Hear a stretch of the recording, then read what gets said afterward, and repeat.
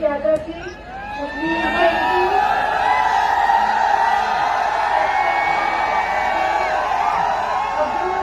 जी, अमीर चौधरी जी, मनोज यादव जी और सभी हमारे नेतागण जो आज मंच को पहुंचे थे, वो सभी समाजवादी पार्टी के नेता और कार्यकर्ता जो छोटे मंच पे यहाँ मौजूद हैं।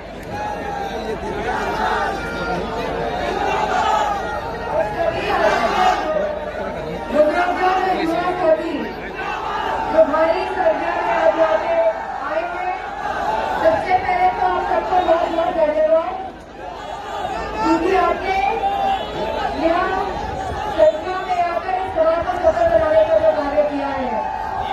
आप सभी जानते हैं कि 2024 का चुनाव होने जा रहा है और कहीं ना कहीं यह चुनाव देश को दिशा देने का काम करने वाला चुनाव है। जहां ये बदलाव का चुनाव है, जहां ये परिवर्तन का चुनाव है, वहीं ये चुनाव इस बात का है कि आने वाले समय में महंगाई कम होगी या नहीं होगी, कि हमारे युवाओं को रोजगार मिलेगा या नहीं मिलेगा। मेरा आप सबसे यही अनुरोध है कि जिस तरह आज आप यहाँ सब उपस्थित हुए हैं, अब चुनाव प्रचार 2 दिन का बचा है, तो मैं आप सबसे कहना चाहूंगी कि गांव-गांव आप सब लोगों तक पहुंच के संपर्क कर लीजिए और जो जीत पिछली बार हुई थी,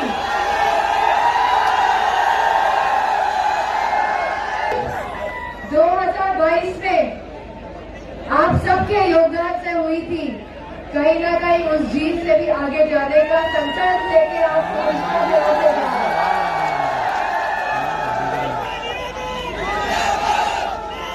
हम सभी चाहते हैं कि आज देश में, प्रदेश में, जिलों में, शहर में, गांव-गांव में दबाव की राजनीति का जोर है, लेकिन मैं आप सबसे कहना चाहूंगी कि आपके साथ समाजवादी पार्टी का हर नेता खड़ा है।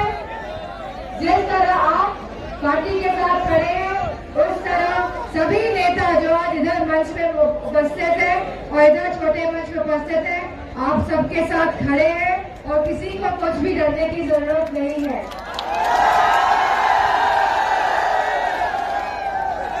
और चुनाव अब खाली 4 या 5 दिन का बचा है, बस थोड़ी सावधानी बरतनी पड़ेगी, क्योंकि हम जानते हैं कि हमारे जो कार्यकर्ता हैं बहुत ही कर्मठ है, बहुत ही होशियार और मजबूत भी है।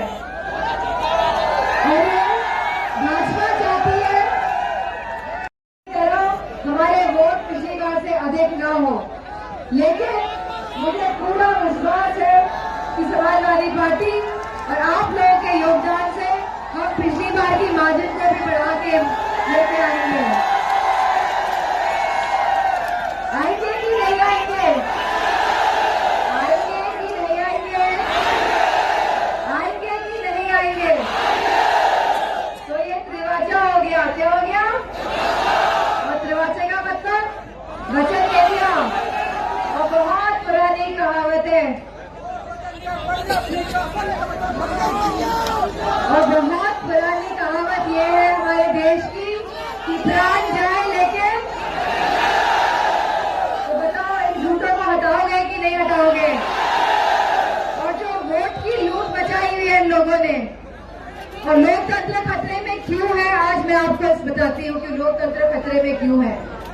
लोकतंत्र खतरे में इसीलिए है, हमने देखा कि किस तरह चेयरमैनी के चुनाव में हमारे प्रत्याशी सुमन राजपूत को, सुमन वर्मा जी को इन लोगों ने हराया।